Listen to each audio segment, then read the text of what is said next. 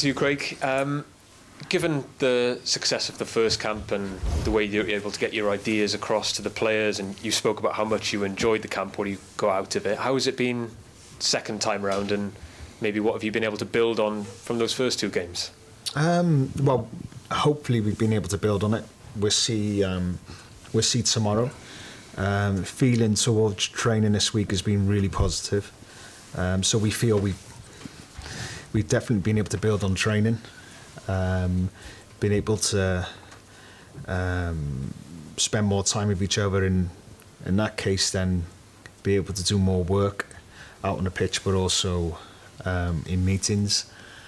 So another level of information being able to turn over, which I feel is hugely beneficial for us. We'll see tomorrow if it's able to push us up again. So feeling of the week so far has been really positive from not just players but from everyone, because obviously it's very easy when you first come in. Everyone's positive, new change, everyone has energy.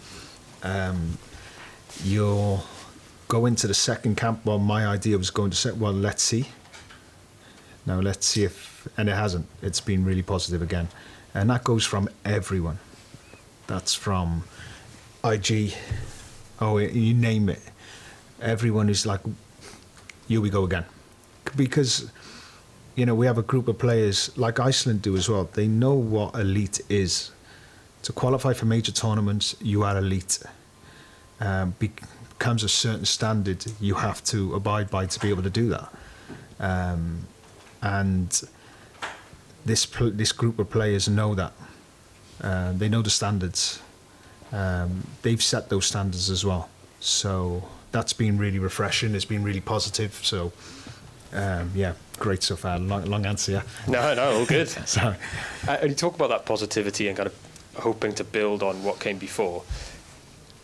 There has been excitement outside the group as well, isn't there? Are you aware of that? And does it kind of shift your expectations? Do you welcome heightened expectations that come with such an encouraging first couple of games?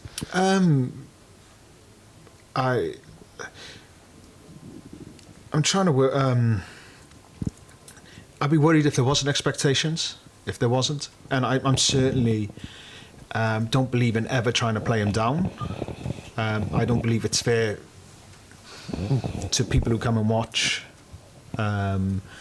We have a level of patience, but also understanding within the group. We have to sort of be sensible as well. But for anyone, whether it's public or excited, brilliant, that's exactly where we would want them to be, or how we'd want them to be. So I certainly wouldn't be coming out with anything to try and play that down. But I gotta be honest, I'm excited. I knew this group was good. I knew it was bold for me to take a manager's job.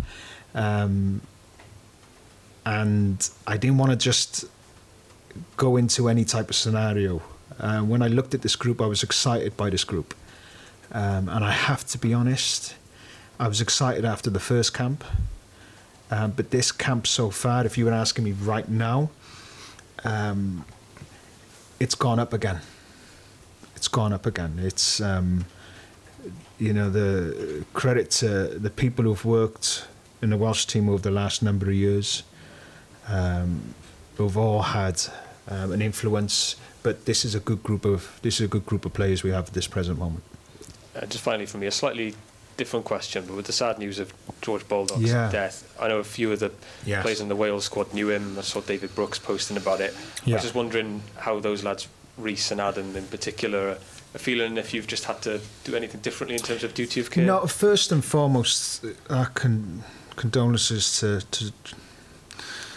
to his family. It's just, it takes you back. I was speaking to his brother Sam the other day. I was at a game. So you just, a lot of our players as well have played against him. And of course, we have players who've been very, very close to him, played with him for a number of years. We have staff that have been with him for a number of years as well. So It really hit home last night. It was really sad news. Straight away, your feeling goes towards the family, of course. And then you look at your own group of players. So we've been in communication. We have a real good support network here with the FAW. So we've been on hand with that. The players are fully aware of it. We've spoken this morning about it. Their clubs have obviously, they're all great clubs that are able to lend a hand in that as well. And I'm always, look, I love football, but it isn't the most important. It really isn't. The players' well-being is the most important. And that's where my mind went to, and it is now. I'll speak to the players. I'll speak to one or two of them again this evening. But as long as they're okay, that's the most important. And in such a difficult situation and circumstances. Yeah, thanks. Tom. Hi, Craig. There's been a lot of talk between this break and the last break about, particularly from club managers, about the number of games, about the effects of the schedule on players at all levels. As someone who's been on both sides of the fence, how do you see that particular puzzle, if I can use that word, and can it be solved? What's your view of it, really? What's yours? I think that they probably are playing too much, but we all know where the power lies, I suppose. Yeah, it's so honest. I'm the same. Honestly, it's a lot of games. They're twice a week now. You can get up to around about 60 odd games in a season. Now the intensity of football matches have obviously, in our country, have spiked. So the Premier League's the highest intensity in the world. That is it. It is that. Championships around about 6. So the level of intensity of our game. Now the turnover of games, of course, will it have an effect on players? I'm sure. You want players to have freshness, because with freshness the risk of injury becomes less. Is it possible? I'm not too sure. Now the top end Premier League teams who are competing in Champions League have squads. That's why they are paying 50, 60, 70 million pounds and more each for players. They're fully aware of their game programme. The problem was, when I looked at it, was like Newcastle last year. Now with the rules, how do you get the group of players to compete on all fronts when you can't spend it? Now that's where, if you look at their injuries last year, it became a lot, and then it gets a big effect from the Champions League, then gets a big effect from their league. Now other teams like Championship, the money's not there to build the squads. Now when your turnover is really, really quick, you need a squad. It's as simple as that. Now myself, as the Icelandic manager now, will look at Friday game, look at Monday. It's impossible to play the same team. Can't happen. Now how many changes? You'll see Monday. But it has to be sensible, because the well-being also of the player, but also if you want to play with that intensity, you want to play with that energy, you need freshness. So in order to do that, you need to move the squads. You need to be quick to change, and that will, I'm sure that's what they would all like. Now, like, is it going to change? I don't know. I don't believe so. Now I'm on the other end of international football now. I hope not, because I want games. Do you understand what I mean? Now the club ones will be like, I was a club last year saying, worry about your club. It's normal. But there's a part of me as well that I'm like, it shows your success as well when you're constantly playing, because you're really at the top end. But yeah, that's if you can understand my answer, that's why I wanted to ask you, because as you can tell, I don't really have the answer towards it. I'm just, you know, I'm a selfish person sometimes when it comes to football. So you give me loads of games to watch every week, during the week, every night I'm watching a game. So I'm quite grateful for that. So I look at it as a fan. Please keep playing. You mentioned there the rotation that you have to do. Players want to play all the time. They've been the best player in their team from when they're kids, and they've come through. Is that a kind of education that you have to go through when players come in, so that you're not going to play every week? And yeah, I believe it's become more, players understand now, due to the data as well. It's still never going to make it easy, especially if a player's on a run and he's scoring so many goals in so many games. But what makes it a little bit easier now, so if your storyline's right now, sorry about the story again, but no trophy gets handed out in October. Make sure you're there around about May. That's when the trophies get handed out. That's when you're in the push. So, of course, you don't want to be out of the running round about now, but can you be fit all season to make sure that when it comes to those crunch periods when you're competing, that you're available, you're fit for those moments, because they're the moments that are going to make the difference. So players, I believe, are really, they come with a big understanding now that they understand certain periods of rotation. But if you watch towards the end, the last couple of months, really rotation sort of, that's your setup, that's your group, and everyone's fighting to get in, and actually using players at this stage of the season is really quite big common sense, to allow everyone to be fit and firing towards that period. Iceland.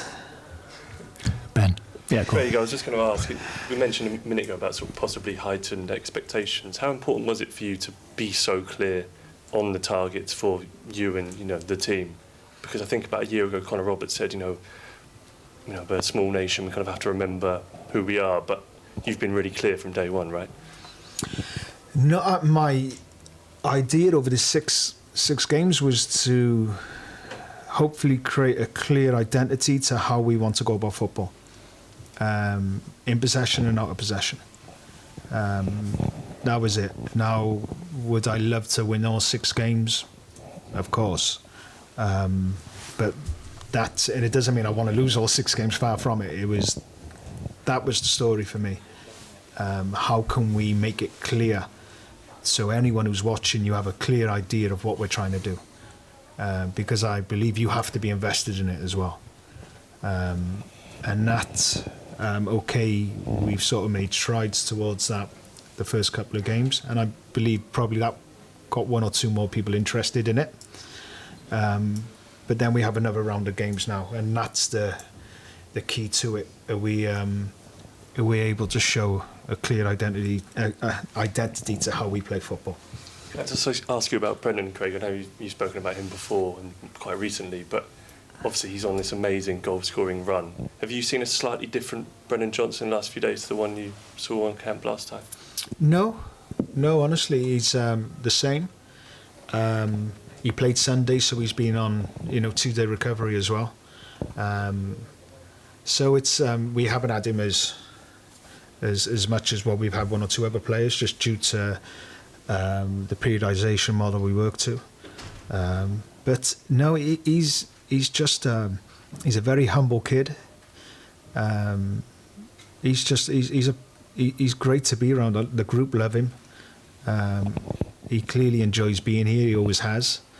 And it's just the same, if I'm being honest. He's from the first camp, like I've known him for years. No, he's just great to have around, and he's great to be with. Just lastly, you mentioned a minute ago about the intensity of the Premier League Championship. Obviously, TNS in the Welsh Premier League have made huge, sort of history recently. Yeah. Is that something you've looked at, and how feasible could it be to see a player from that league in a Wales squad anytime soon, do you think? Hopefully. We'll have to wait and see. Same as you, I watched them against Fiorentina, and I enjoyed it. I was on my pro license with the manager as well, and I enjoy him as well. So he was, I look, I'm never against any. I just, maybe that's football's taught me.